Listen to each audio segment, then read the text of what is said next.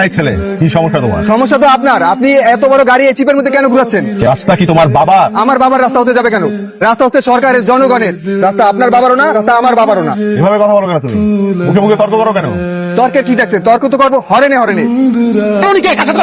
উনি কে সেটা তো আমার চেনার দরকার নাই। উনি এই চিপের মধ্যে এত বড় গাড়ি কেন ঘুরাচ্ছে? আমাদের গাড়ি, আমাদের সাবমেরিন ঢুকাবো, তুমি বলো আমাদের গাড়ি। আমি কে মানে? আনিস সাহেব, ওনাকে জিজ্ঞেস করেন ওনার বাইকের দাম কত। বাইকের দাম কত? 2,10,000। চল। 5 লাখ টাকা দিয়ে বাইকটা নিয়ে নাও। বাইক কিনে নিল? হ্যাঁ আপু, তুই জানোস না, ওগুলো তো অনেক ইগো, আর ওনার ইগোতে আঘাত লাগলে তুই সবকিছু কিনে নেয়। তুইও বিক্রি করে দিলি? ওমা, করবো না কেন? নগদে 3 লাখ টাকা লাভ। অন্তত এই টাকা কটা তো আমার চিকিৎসা কাজে লাগানো যাবে। মিস্ত্রি কফি কেন? কে বানিয়েছে? স্যার, আপনি কফিটা এভাবে ফেলে দিলেন কেন জানতে পারি? আজের স্বাদের কফি আমি কখনো খাইনি। তাই বলে তো আপনি আমাদের কফিটা এভাবে ফেলতে পারেন না স্যার। আপনি কাজটা ঠিক করেননি। আপনি এখনই এখান থেকে বেরিয়ে যান প্লিজ। আপনি আমাকে বের হয়ে যেতে বলছেন? স্যার, আপনার মতো অভদ্র মানুষকে আমরা আমাদের কফি শপে জায়গা দেবো স্যার। আপনি চেনেন আমাকে? আপনি জানেন আপনি কার সাথে কি কথা বলছেন? আপনি একজন অভদ্র মানুষ। এটা ছাড়া আসলে আপনার অন্য কোনো পরিচয় জানান আমার প্রয়োজন। আপনি কার সামনে দাঁড়িয়ে কোন সাহসে কি বলছেন আপনি কি একটু বুঝতে পারছেন?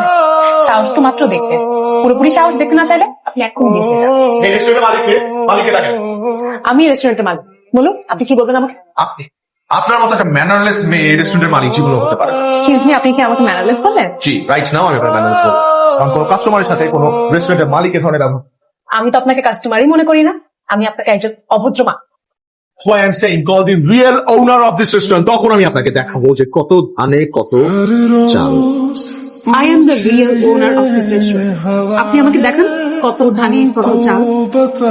আনিস সাহেব, আমি কালকের মধ্যে কফি শপটা কিনতে চাই। সরি স্যার, এই রেস্টুরেন্টটা কোনোদিনও বিক্রির জন্য না। ম্যানেজার সাহেব, আমি কালকে এই রেস্টুরেন্টটা কিনবো এবং কালকে এই রেস্টুরেন্ট কেনার পর আমি এখানে কফি খেতে আসবো।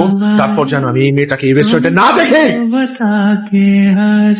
ভালো, ডেকোরেশন সবকিছু মিলিয়ে অ্যাটেনশন লাইটিং মাইটিং সব কত ভালো। তাহলে আমি 25 দিয়ে দিচ্ছি। কেমন? আপনার কথা কি? আপনার বকের টাকায় আমি থুতু মারি। আপনি এখান থেকে বের হয়ে যান। আপনি 25 কেন 50 লাখ টাকা দিলেও আমি এই রেস্টুরেন্ট বিক্রি করবো না। আমি এই কফি শপটা কিনতে চাই, সেটা যে কোনো মূল্যেই হোক। আমি ওই কফি শপে পারাবো তখনই যখন আমি কফি শপে কিনতে পারবো। সরি স্যার, তন্দ্রা ম্যাডাম বলেছেন ওনার সাথে দেখা করতে গেলে আপনাকে বের হয়ে যেতে হবে। আমি এই কফি শপ না কেনার আগ পর্যন্ত ভিতরে যাবো। ম্যাম বলেছেন ম্যাম বাইরে। ভালো নাকি? আলী সাহেব, আমি এই মানুষটা সম্পর্কে সব ধরনের ডিটেইলড ইনফরমেশন